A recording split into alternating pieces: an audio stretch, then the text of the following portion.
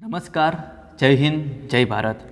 મિત્રો, આજના વિડીયોમાં આપણે ડિજિટલ ગુજરાત પોર્ટલ પર અનુસૂચિત જાતિના વિદ્યાર્થીઓએ પોસ્ટ મેટ્રિક શિષ્યવૃત્તિ યોજના અંતર્ગત ઓનલાઈન અરજી કરવા અંગેની અગત્યની માહિતી તમને હું અહીં આપવાનો છું. મિત્રો, જો તમે હજી સુધી ઓનલાઈન તમે અરજી કરેલી ન હોય તો તમે ઓનલાઈન અરજી કરી દેજો, કારણ કે આ ફોર્મને વળી પાછું રીઓપન કરવામાં આવેલું છે અને તમારી ડેટ છે તેને એક્સટેન્ડ કરવામાં આવેલી છે. તો મિત્રો, જો તમે શિષ્યવૃત્તિ યોજનાનો લાભ લેવા માગતા હોય તો તમે તમારી ઓનલાઈન અરજી કરી દેજો. મિત્રો, આ વિડીયોમાં હું તમને અમુક ટિપ્સ આપીશ અને અમુક માર્ગદર્શન આપીશ કે તમારે ફોર્મ ભરતી વખતે કઈ કઈ વસ્તુનું ધ્યાન રાખવું. તો મિત્રો, ચાલો શરૂઆત કરીએ છીએ આપણા વિડીયોની. તો મિત્રો, મેં તમને જે રીતે પહેલાં કીધું એ રીતે કે આ આપણે ડેટને રીઓપન કરવામાં આવેલી છે. 21/12/2023થી લઈ 21/1/2024 સુધી આ ડેટને લંબાવવામાં આવેલી છે. તો મિત્રો, જે લોકોને ઓનલાઈન અરજી કરવાની બાકી છે તે 21/1/2024 પહેલાં ઓનલાઈન અરજી કરી દેજો મિત્રો. હવે મિત્રો, સૌપ્રથમ તમારે અરજી કરવા માટે digitalgujarat.gov.in પર જવાનું રહેશે. અહીં તમે ક્લિક કરો છો તો સૌપ્રથમ તમારે પોતાનું રજિસ્ટ્રેશન કરાવવાનું રહેશે. રજિસ્ટ્રેશન કરાવવા માટે તમારે લોગિન ઓપ્શન લખેલું હોય છે, ત્યાં તમારે ક્લિક કરવાનું રહેશે અને ત્યારબાદ તમારે સિટીઝન લોગિન /રજિસ્ટ્રેશન એવું ઓપ્શન લખેલું હોય છે, ત્યાં તમારે ન્યૂ રજિસ્ટ્રેશન પર ક્લિક કરવાનું રહેશે. અહીં તમારે નવું રજિસ્ટ્રેશન કરી દેવાનું રહેશે. નવું રજિસ્ટ્રેશન કરવા માટે તમારે ઈમેલ આઈડી અને મોબાઈલ નંબર તેમજ તમે જે નક્કી કરેલો હશે તે પાસવર્ડ નાખવાનું રહેશે. અને રજિસ્ટ્રેશન કરતી વખતે જે મોબાઈલ આઈડી કે ઈમેલ નંબર હશે તેને તમારે ફરજિયાત યાદ રાખવાના રહેશે, કારણ કે તેને તમારે યુઝર આઈડી તરીકે યુઝ તમે કરી શકશો. બરાબર છે મિત્રો? તો મેં તમને જેમ કીધું એમ કે રજિસ્ટ્રેશન થયા બાદ વિદ્યાર્થીએ પોતાના મોબાઈલ નંબર અને મેલ આઈડીને યુઝરનેમ તરીકે તથા જે પાસવર્ડ બનાવેલો હોય તેનો ઉપયોગ કરી લોગિનની પ્રક્રિયા કરી શકશે. બરાબર છે મિત્રો? લોગિન કર્યા બાદ તમારે સૌપ્રથમ તમારી પ્રોફાઇલને અપડેટ કરવાની છે. માય પ્રોફાઇલ અપડેટ થયેલી હશે તો જ વિદ્યાર્થીઓને ઓનલાઈન અરજી કરી શકશે, જેની તમામ વિદ્યાર્થીઓએ નોંધ લેવાની રહેશે. એટલે મિત્રો, માય પ્રોફાઇલ અપડેટ નહીં કરેલી હોય તો તમને એક પણ જાતની ઓનલાઈન અરજી કરવાની મોકો મળશે નહીં. સૌપ્રથમ તમારે રજિસ્ટ્રેશન કરી લેવાનું છે. રજિસ્ટ્રેશન કરવા માટે તમારે મેલ આઈડી અને મોબાઈલ નંબરની જરૂર પડશે અને રજિસ્ટ્રેશન કરી લો ત્યારબાદ લોગિન કરી તમારે તમારી પ્રોફાઇલને અપડેટ કરવાની રહેશે. જે વિદ્યાર્થીઓએ અગાઉ ડિજિટલ ગુજરાત પોર્ટલ પર પ્રોફાઇલ રજિસ્ટ્રેશન કરાવેલી હોય, જેમ કે અગાઉના વર્ષમાં પોર્ટલ મારફત શિષ્યવૃત્તિ યોજના માટે ઓનલાઈન એપ્લાય કરેલું હોય કે ટેબ્લેટ માટે અરજી કરેલું હોય કે પોર્ટલની અન્ય શિષ્યવૃત્તિનો લાભ લીધેલો હોય, તેઓએ ફરીથી રજિસ્ટ્રેશન કરાવવાનું રહેશે નહીં. એટલે કે મિત્રો, તમે જો પહેલાં ક્યારે પણ પહેલાં રજિસ્ટ્રેશન કરેલું હશે તો તમારે રજિસ્ટ્રેશન કરાવવાની જરૂર નથી. તમારે તમારા અગાઉના જે લોગિન આઈડી અને પાસવર્ડ વડે લોગિન કરી લેવાની રહેશે અને ડાયરેક્ટ તમે સીધી અરજી કરી દેશો. તો મિત્રો, રજિસ્ટ્રેશન એવા વ્યક્તિએ જ કરવાનું છે કે જે પ્રથમ વખત આ યોજનાનો લાભ લે છે. જે લોકોએ ઓલરેડી લાભ લઈ ચૂક્યા છે તેમને ફક્ત અને ફક્ત પોતાની લોગિન આઈડી અને પાસવર્ડ દ્વારા લોગિન કરી અને યોજનામાં એપ્લાય કરવાનું રહેશે. મિત્રો, જે વિદ્યાર્થીઓ ગત વર્ષનો પોતાનો આઈડી પાસવર્ડ ભૂલી ગયા હશે તે વિદ્યાર્થીઓએ ફોરગટ પાસવર્ડ પર ક્લિક કરી અને પોતાનો રજિસ્ટર્ડ મોબાઈલ નંબર અહીં ફિલઅપ કરવાનો રહેશે, જેમાંથી તમને ઓટીપી મળશે અને તમે નવો પાસવર્ડ બનાવી લેશો. નવો પાસવર્ડ મળ્યા બાદ તમારે મોબાઈલ નંબર અને યુઝર આઈડી વડે તમારે જે નવો તમે પાસવર્ડ બનાવેલો છે તેના દ્વારા લોગિન કરવાનું રહેશે મિત્રો. તો મિત્રો, બંને વસ્તુ મેં તમને કહી દીધી છે અહીં. હવે માની લો કે તમારો જે રજિસ્ટર્ડ મોબાઈલ નંબર હોય તે ખોવાઈ ગયો હોય અથવા તો કોઈ કારણોસર બંધ થઈ ગયો હોય, તેવા કિસ્સામાં વિદ્યાર્થીઓએ જિલ્લાની SC, ST અને OBC કચેરીનો સંપર્ક કરવાનો હોય છે. ત્યાં તમારે તમારી ઓળખ પ્રસ્થાપિત કરી અને પોતાની પ્રોફાઇલમાં મોબાઈલ નંબર બદલાવી શકશે મિત્રો. એટલે કે મિત્રો, જો તમે પાસવર્ડ ભૂલી ગયા છો તો આપણે જાતે જ ફોરગેટ પાસવર્ડ કરી શકશું, પરંતુ જો આપણો મોબાઈલ નંબર ખોવાઈ ગયો છે અથવા તો કોઈ કારણોસર બંધ થઈ ગયો છે અને તેને તમારે અપડેટ કરાવવું હોય તો તમારે જિલ્લાની SC, ST અને OBC કચેરીનો સંપર્ક કરવો ફરજિયાત રહેશે મિત્રો. હવે ત્યારબાદ તમારે ડિજિટલ ગુજરાત પોર્ટલ પર લોગિન થયા બાદ તમામ વિદ્યાર્થીઓએ સર્વિસ મેનુમાં જઈ સ્કોલરશિપ સર્વિસ ઓપ્શન પર ક્લિક કરીને ઓનલાઈન એપ્લાય કરવાનું રહેશે મિત્રો. અન્ય કોઈ જગ્યાએથી શિષ્યવૃત્તિ યોજનામાં એપ્લાય કરી શકશે નહીં મિત્રો, જેની તમામ વિદ્યાર્થીઓએ નોંધ લેવાની રહેશે. એટલે મિત્રો, અહીં લગીને તમે લોગિન થઈ ગયા છો ત્યારબાદ તમારે સર્વિસ પર ક્લિક કરવાનું રહેશે. ત્યાં જઈ તમારે સ્કોલરશિપ સર્વિસ પર ઓપ્શન પર ક્લિક કરી અને ઓનલાઈન એપ્લાય કરવાનું રહેશે. આ સિવાય તમે કોઈપણ યોજનામાં તમે એપ્લાય કરી શકશો નહીં, જેની નોંધ તમારે લેવાની રહેશે મિત્રો. હવે સ્કોલરશિપ સર્વિસ ઓપ્શન પરથી ક્લિક કર્યા બાદ તમારે સિલેક્ટ ફાઇનાન્સિયર કરવાનું રહેશે. તમે જેવું સિલેક્ટ ફાઇનાન્શિયલ યર કરશો એટલે ડ્રોપડાઉન મેનુ ખુલશે, જેમાં 2017-18થી લઈ 2022-23 સુધીનો તમે સિલેક્ટ કરી શકશો. જો કોઈ અગાઉના વર્ષોમાં કોઈ શિષ્યવૃત્તિ અરજી ઓનલાઈન કરેલી હશે તો તે અરજી પણ અહીં જોઈ શકાશે. અહીં તમારે ચાલુ વર્ષ માટે એટલે કે 2023-24 માટે ઓનલાઈન અરજી કરવા માટે request a new service button પર તમારે ક્લિક કરવાનું રહેશે. ક્લિક કરીને તમારે સિલેક્ટ ફાઇનાન્સ યરમાં ડ્રોપડાઉન મેનુમાંથી જઈ તમારે 2023-24 જ સિલેક્ટ કરવાનું રહેશે. બરાબર છે મિત્રો? એટલે તમે સમજી ગયા હશો કે સિલેક્ટ ફાઇનાન્શિયલ યરમાં તમારે 2023-24 જ ફરજિયાત ભરવાનું રહેશે. આ ઉપરાંત જે વિદ્યાર્થીઓએ ગત વર્ષ 2022-23માં ઓનલાઈન અરજી કરેલ હતી અને નિયમો અનુસાર શિષ્યવૃત્તિ મેળવેલ છે તેવા વિદ્યાર્થીઓએ ચાલુ વર્ષની રિન્યુઅલ અરજી ઓટોમેટિક રિન્યુઅલ મોડમાં મૂકવામાં આવેલ છે. એટલે કે તેવા વિદ્યાર્થીઓએ ફ્રેશ એપ્લાય કરવાનું નથી. તમારે રિન્યુઅલ બટન પર ક્લિક કરી પોતાની તમામ વિગતો જેવી કે registration details, bank details, academic details, disability details વગેરે તમે ચેક કરી અને જરૂરી બિડાણ અપલોડ કરી ઓનલાઈન અરજી સેન્ડ કરવાની રહેશે. ખાસ નોંધ, વિદ્યાર્થીઓએ ઓરિજિનલ ડોક્યુમેન્ટ સ્કેન કરીને અપલોડ કરવાના રહેશે.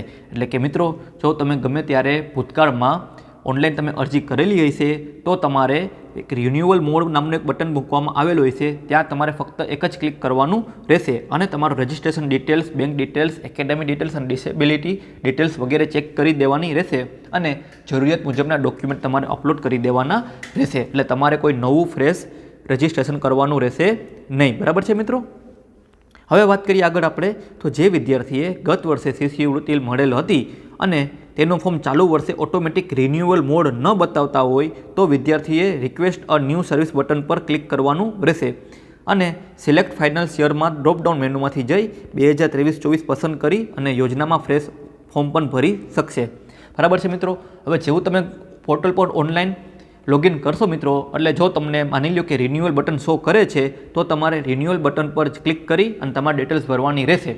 પરંતુ જો મિત્રો તમને રિન્યુઅલ બટન બતાવતા ન હોય તો તમારે ટેન્શન લેવાની જરૂર નથી.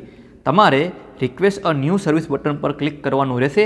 અહીં તમારે ફાઇનાન્શિયલ યર 2023-24 પસંદ કરી અને યોજનામાં નવું ફ્રેશ ફોર્મ ભરી દેવાનું રહેશે મિત્રો. હવે મિત્રો, તમે અહીં સુધી બધું સમજી ગયા હશો તો આપણે આગળ વધીએ છીએ. તો મિત્રો, તમારે જો જે વિદ્યાર્થીને ફ્રેશ અરજી કરવાની છે તેણે પોર્ટલ પર જઈ લોગિન કરવાનું રહેશે. લોગિન કર્યા બાદ તમારે સર્વિસ મેનુમાં જઈ સ્કોલરશિપ સર્વિસના ઓપ્શન પર જવાનું રહેશે. ત્યાં તમારે request a new service button પર ક્લિક કરવાનું રહેશે. ત્યારબાદ તમારે ફાઇનાન્શિયલ યર સિલેક્ટ કરવાનું રહેશે, જેમાં તમારે 2023-24 સિલેક્ટ કરી direct schedule cast welfare heading હેઠળ દર્શાવેલ યોજનામાં પાત્રતા ધરાવતા હોય તેના પર ક્લિક કરી અને એપ્લાય કરવાનું રહેશે મિત્રો. આ યોજના સિલેક્ટ કર્યા બાદ તમારે કન્ટિન્યુ ટુ સર્વિસ પર ક્લિક કરવાનું રહેશે, જ્યાં વિદ્યાર્થીએ માગ્યા મુજબની તમામ માહિતી જેવી કે registration details, bank details, academic details અને ડિસેબિલિટી ડિટેલ્સ વગેરે ચીવટપૂર્વક ભરવાની રહેશે. ત્યારબાદ તમારે જે લાગુ પડતા હોય ડોક્યુમેન્ટ તેને અપલોડ કરવાના રહેશે. ખાસ નોંધ, વિદ્યાર્થીઓએ ઓરિજિનલ ડોક્યુમેન્ટ સ્કેન કરીને અપલોડ કરવાના રહેશે. મિત્રો, ઓરિજિનલ ડોક્યુમેન્ટ એટલે કઈ રીતે? માની લો તમારી પાસે કોઈ ઝેરોક્સ હોય તો ઝેરોક્સને સ્કેન કરવાના નથી. તમારે જે ઓરિજિનલ ડોક્યુમેન્ટ હોય તેને સ્કેન કરીને અપલોડ કરી દેવાના રહેશે. તમામ વિગતોની ચકાસણી કરી અને ડોક્યુમેન્ટ અપલોડ થઈ ગયા બાદ વિદ્યાર્થીએ પોતાનો તાજેતરનો પાસપોર્ટ સાઇઝનો ફોટો અપલોડ કરવાનો રહેશે અને સંપૂર્ણ અરજીપત્રક ભરાઈ ગયા બાદ વેરીફાઈ મોબાઈલ નંબર પર ક્લિક કરવાનું રહેશે, જ્યાં તમને પોતાના મોબાઈલ નંબર પર એક ઓટીપી આવશે અને ફાઇનલ સબમિટ બટનથી તમારે ક્લિક કરવાનું રહેશે, જેથી વિદ્યાર્થીની અરજી સંબંધિત શાળા, કોલેજ અને સંસ્થામાં લોગિન ઓનલાઈન સબમિટ થઈ જશે. ઓનલાઈન અરજી કર્યા બાદ ફ્રેશ તથા રિન્યુઅલ વિદ્યાર્થીએ તેની પ્રિન્ટ કાઢી જરૂરી સાધનિક પુરાવા સાથે અરજી કરી અને તેનું બિડાણ પોતાની શાળા, કોલેજ કે સંસ્થામાં જમા કરાવવાનું રહેશે. ખાસ નોંધ મિત્રો છે, જાતિ અને આવક અંગેનું પ્રમાણપત્ર તમારા જે સક્ષમ અધિકારી દ્વારા આપેલું હોય તેને જ અપલોડ કરવાનું રહેશે મિત્રો. હવે મિત્રો, તમે અહીં સુધી બધું સમજી ગયા છો તો ચાલો આપણે આગળ વાત કરીએ. મિત્રો, વર્ષ 2022-23થી ભારત સરકારશ્રીની પોસ્ટ મેટ્રિક શિષ્યવૃત્તિ યોજના અંતર્ગત રાજ્ય સરકાર દ્વારા 40% તથા કેન્દ્ર સરકાર દ્વારા 60% શિષ્યવૃત્તિનું ચૂકવણું આધાર બેઝના આધારે કરવામાં આવે છે. એટલે કે વિદ્યાર્થીનો આધાર નંબર જે બેંક ખાતા સાથે લિંક થયો હોય તે બેંકના ખાતામાં શિષ્યવૃત્તિ ચૂકવણી કરવામાં આવશે. આથી તમામ વિદ્યાર્થીઓને ખાસ જણાવવામાં આવે કે જે વિદ્યાર્થીઓએ આધાર અને બેંક ખાતામાં લિંકિંગ કે સીડિંગ કરાવેલું ન હોય તેઓએ તાત્કાલિક ધોરણે કરાવવાનું રહેશે। એટલે મિત્રો શોર્ટમાં તમને કહું તો તમારું જે બેંક અકાઉન્ટ છે ત્યાં તમારું આધાર કાર્ડ લિંક થયેલું હોવું જોઈએ। જો મિત્રો તમારું આધાર કાર્ડ બેંક સાથે લિંક થયેલું નહીં હશે તો તમને શિષ્યવૃત્તિ મળશે નહીં, જેની નોંધ તમારે લેવાની રહેશે। આ ઉપરાંત જે વિદ્યાર્થીઓ હોસ્ટેલમાં રહેતા હશે તે વિદ્યાર્થીઓએ હોસ્ટેલ અંગેનું એક સર્ટિફિકેટ તમારે અહીં આપવાનું રહેશે। આ માટે તમારે ગુજરાત પોર્ટલ પરથી ડાઉનલોડ કરવાનું રહેશે અને આ ડાઉનલોડ કરેલા ફોર્મમાં જે હોસ્ટેલના સંબંધિત અધિકારીઓ હશે ત્યાં તમારે સહી સિક્કા કરાવી તેને સ્કેન કરાવી અને અપલોડ કરવાનું રહેશે। હવે તમને આ ફોર્મ કઈ જગ્યાએ મળશે તેને સ્કેન કરાવી અને અપલોડ કરવાનું રહેશે। હવે તમને આ ફોર્મ કઈ જગ્યાએ મળશે મિત્રો? જ્યારે તમે એપ્લાય કરશો ત્યારે તમે ડાઉનલોડ કરી શકશો। એટલે મિત્રો જે વિદ્યાર્થીઓ હોસ્ટેલમાં રહેતા હોય તે માટે તમારે એક અલગથી ફોર્મ ડાઉનલોડ કરી અને તમારે હોસ્ટેલના સત્તા અધિકારીઓના સહી સિક્કા કરાવી અને તમારે અપલોડ કરવાનું રહેશે। આ ઉપરાંત તેને સ્કેન કરાવી અને અપલોડ કરવાનું રહેશે। હવે તમને આ ફોર્મ કઈ જગ્યાએ મળશે મિત્રો? જ્યારે તમે એપ્લાય કરશો ત્યારે તમે તેઓએ પણ ડિજિટલ ગુજરાત પોર્ટલ પર ઓનલાઈન જ અરજી કરવાની રહેશે અને અરજી ફોર્મ સાથે અપલોડ કરેલા તમામ ડોક્યુમેન્ટની નકલ, સંસ્થાની માન્યતા તેમજ અભ્યાસક્રમની માન્યતા અને સંસ્થાની ફી મંજૂરી આદેશના નકલ સંસ્થાના ફોરવર્ડિંગ લેટર સાથે મૂળ વતનના જિલ્લાની અનુસૂચિત જાતિની કચેરીએ જમા કરવાની રહેશે। ફોર એક્ઝામ્પલ મિત્રો હું તમને શું કહું છું, આ વસ્તુ એવું તમને કહું, તેને સ્કેન કરાવી અને અપલોડ કરવાનું રહેશે। હવે તમને આ ફોર્મ કઈ જગ્યાએ મળશે મિત્રો? જ્યારે તમે એપ્લાય કરશો ત્યારે તમારે ફોર્મ ઓનલાઈન ભરી દેવાનું છે, પરંતુ જે તમારે ડોક્યુમેન્ટ અપલોડ કરી અને જે બિડાણ તમારે કરવાનું છે તે તમારે અમદાવાદની જે જિલ્લા કચેરીની ઓફિસ આવેલી છે ત્યાં તમારે ડોક્યુમેન્ટ જમા કરાવવાના રહેશે। બરાબર છે મિત્રો? તો આ વસ્તુ તમને સમજાઈ ગઈ છે। હવે મિત્રો જે વિદ્યાર્થીઓએ શિષ્યવૃત્તિ યોજનાનું ફોર્મ ભરતી વખતે રજિસ્ટ્રેશન ડિટેલમાં કરંટ એડ્રેસમાં ગુજરાત સિવાયનું જો રાજ્ય પસંદ કરેલું હશે તો તેવા વિદ્યાર્થીઓ રાજ્ય બહાર અભ્યાસ કરે છે તેવું માનવામાં આવશે। બરાબર છે મિત્રો? હવે બીજી એક ખાસ નોંધ છે કે જે વિદ્યાર્થીઓએ ફ્રી સિપ કાર્ડના આધારે એડમિશન મેળવેલું હોય તેવા વિદ્યાર્થીઓએ BCK 6.1 post matric scholarship for SC student free ship card student only યોજનામાં જ એપ્લાય કરવાનું રહેશે।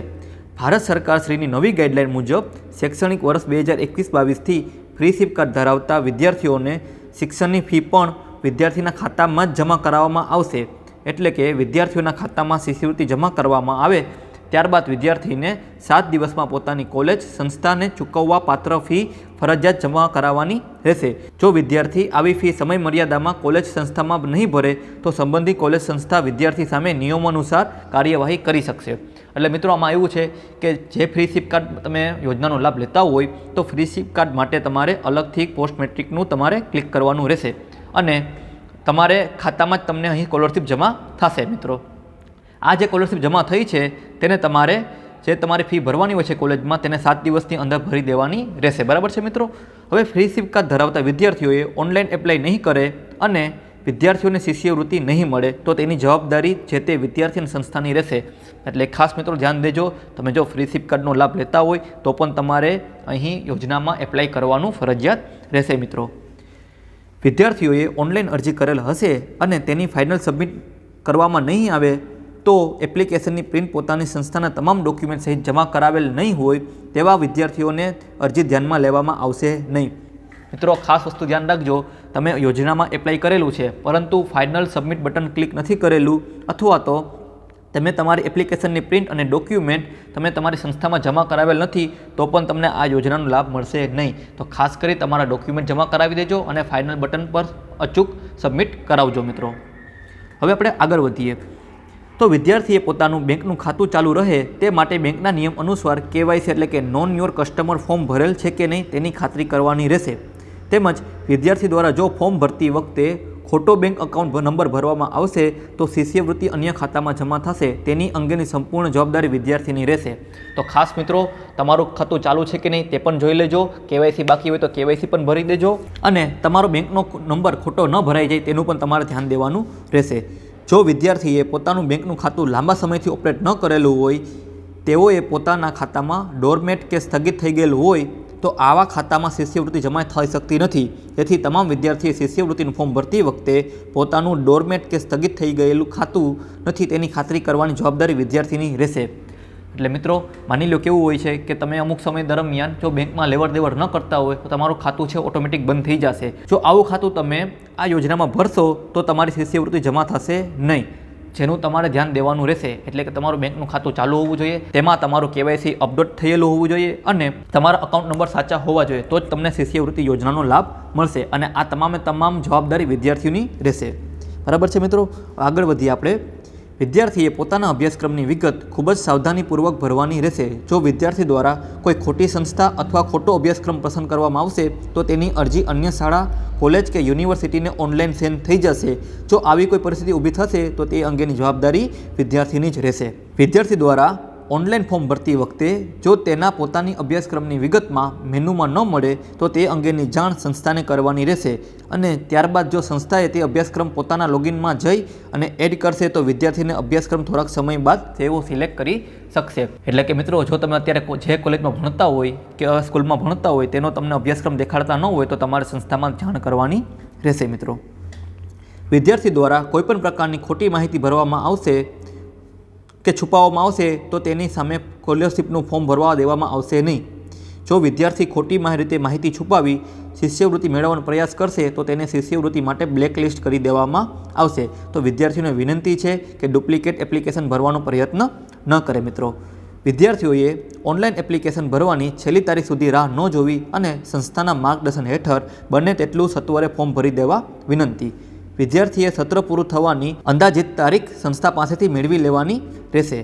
આ ઉપરાંત વિદ્યાર્થીએ ધોરણ 10 તથા ત્યારબાદ કરેલ તમામ અભ્યાસક્રમની માહિતી વર્ષ વાઇઝ ફાઇનલ વર્ષની ક્રમાનુસાર માર્કશીટ અપલોડ કરવાની રહેશે તથા સંસ્થાને જમા કરાવવાની રહેશે.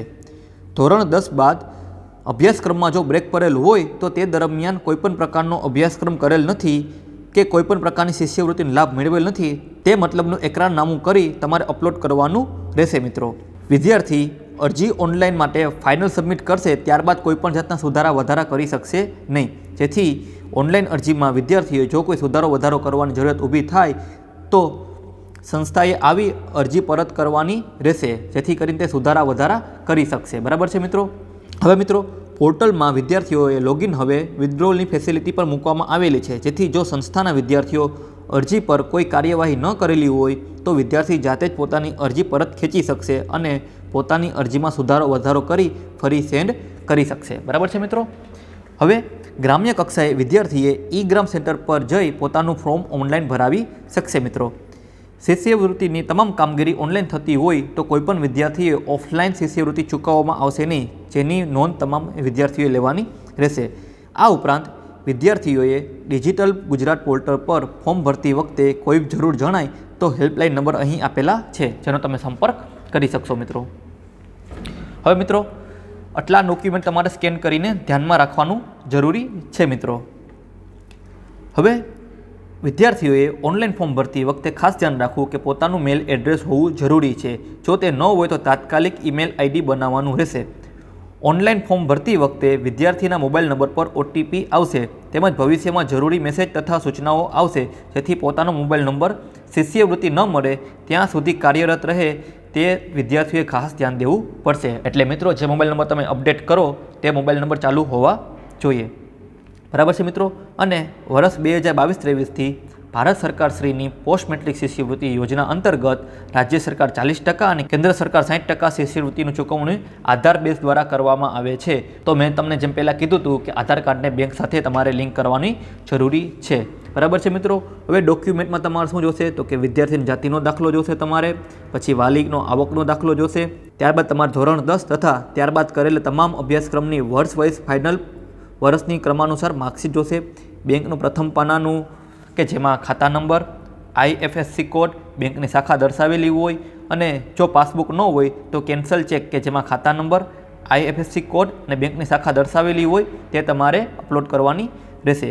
આ ઉપરાંત ધોરણ 10 બાદ જો અભ્યાસક્રમમાં તૂટ પડેલી હોય તો તમે આ દરમિયાન કોઈપણ અભ્યાસક્રમ કરેલ નથી અને કોઈપણ શિષ્યવૃત્તિનો લાભ નથી લીધે તેનું એક એકરારનામું મોકલવાનું રહેશે.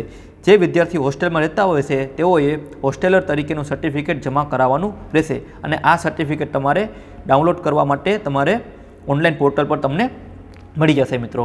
જો મિત્રો જે વિદ્યાર્થીઓ દિવ્યાંગ હશે તો તે અંગેનું સક્ષમ સત્તા અધિકારી શ્રી પાસ દ્વારા ઇસ્યુ કરાવેલું પ્રમાણપત્ર રજૂ કરવાનું રહેશે। આ ઉપરાંત વિદ્યાર્થીઓએ ફીની ભરેલી પહોંચ તમારે દર્શાવવાની રહેશે। ફ્રી સિપ કાર્ડ ધરાવતા વિદ્યાર્થીઓને લાગુ પડતું નથી અને છેલ્લે તમારે પાસપોર્ટ સાઇઝનો ફોટો અપલોડ કરવાનો રહેશે। આ ઉપરાંત બીજા ડોક્યુમેન્ટ છે જે તમને આગળ જણાવું છું। વિદ્યાર્થીના પરિણીત કિસ્સામાં લગ્નનું પ્રમાણપત્ર પણ રજૂ કરવાનું જરૂર પડશે અને છેલ્લું તમારું છે આધાર કાર્ડ, બરાબર છે મિત્રો। અને એક વસ્તુ ખાસ કરી નોંધ લખેલી છે કે જ્યારે પણ જરૂર પડશે ત્યારે જિલ્લા અધિકારી દ્વારા જે પણ પુરાવા માગવામાં આવશે તેને તમારે રજૂ કરવાના રહેશે, બરાબર। ખાસ બે નોંધ છે મિત્રો, તેને તમારે વાંચવાની અને ધ્યાનમાં લેવાની રહેશે। વિદ્યાર્થીઓને ખાસ જણાવવામાં આવે કે ફક્ત ઓરિજિનલ ડોક્યુમેન્ટને સ્કેન કરી અને અપલોડ કરવા। જો કોઈ ડોક્યુમેન્ટ ઓરિજિનલ ઉપલબ્ધ ન હોય તો નકલ અપલોડ કરવાની છૂટ આપવામાં આવશે, બરાબર છે મિત્રો। ફોર્મ સંસ્થામાં જમા કરાવતી વખતે જે ડોક્યુમેન્ટ અપલોડ કરેલ હોય તેની સ્વપ્રમાણિત નકલ સહિત સંસ્થામાં આપવાનું રહેશે મિત્રો। હવે મિત્રો જે તમને યોજના મળે છે, બરાબર, તેનું આ બધી વસ્તુ છે। તો પેલી છે post metric scholarship for SC student. એમાં આવક મર્યાદા છે 2.5 લાખની। કોને કોને મળશે તો કે કુમાર અને કન્યાને મળશે। કઈ સહાય મળશે તો કે શૈક્ષણિક ભથ્થું તથા માન્ય શિક્ષણની ફી તમને મળવાપાત્ર રહેશે। હવે રિમાર્ક્સમાં હું તમને બતાવી દઉં છું। ધોરણ 11-12 કોલેજ કક્ષાના અભ્યાસક્રમોમાં મળવાપાત્ર રહેશે। ફ્રી સિપ કાર્ડ વગરના વિદ્યાર્થીઓએ જ એપ્લાય કરવાનું રહેશે। શૈક્ષણિક વર્ષ 2021-22થી વિદ્યાર્થીઓને રાજ્ય સરકાર દ્વારા શિષ્યવૃત્તિના 40% અને કેન્દ્ર સરકાર દ્વારા 60% તમને રકમ ચૂકવવામાં આવશે, બરાબર છે મિત્રો। હવે બીજી યોજના છે post metric scholarship for SC student, બરાબર, GOI, એટલે કે જે ફ્રી સિપ કાર્ડ ધરાવતા હોય એના માટે જ છે। એની છે કુમાર અને કન્યા બંનેને લાગુ પડશે। શૈક્ષણિક ભથ્થું તથા માન્ય શિક્ષણ ફી મળવાપાત્ર રહેશે। તો આ કેના માટે તમને મળશે તો કે કોલેજ કક્ષાના અભ્યાસક્રમ માટે મળશે। ફ્રી સિપ કાર્ડ ધરાવતા વિદ્યાર્થીઓએ જ એપ્લાય કરવું, બરાબર છે મિત્રો। ત્યારબાદ છે food bill assistant to SC student. તો આવક મર્યાદા છે 6 લાખ। કુમાર અને કન્યા બંનેને મળશે। સહાયમાં તમને શું મળશે? 1500 રૂપિયા માસિક સહાય 10 મહિના માટે તમને મળશે। અહીં જે તમને છે રિમાર્ક્સ તે પણ તમને બતાવી દઉં છું। સંસ્થામાં સંલગ્ન છાત્રાલયમાં રહી અભ્યાસ કરતા વિદ્યાર્થીઓ જ ભોજન બિલ મળવાપાત્ર રહેશે। ત્યારબાદ આ બધી મિત્રો યોજના છે જેમાં તમને કઈ કઈ યોજના મળશે, બરાબર, મેં તમને અહીં દર્શાવેલું છે જે તમે જોઈ શકશો। જો મિત્રો દરેક યોજના હું તમને આમાં બતાવવા રહીશ તો થોડોક વિડીયોની લેન્થ લાંબી થઈ જશે। તો જેથી કરી અહીં તમે વિડીયો પોઝ કરી અને વાંચી લેજો।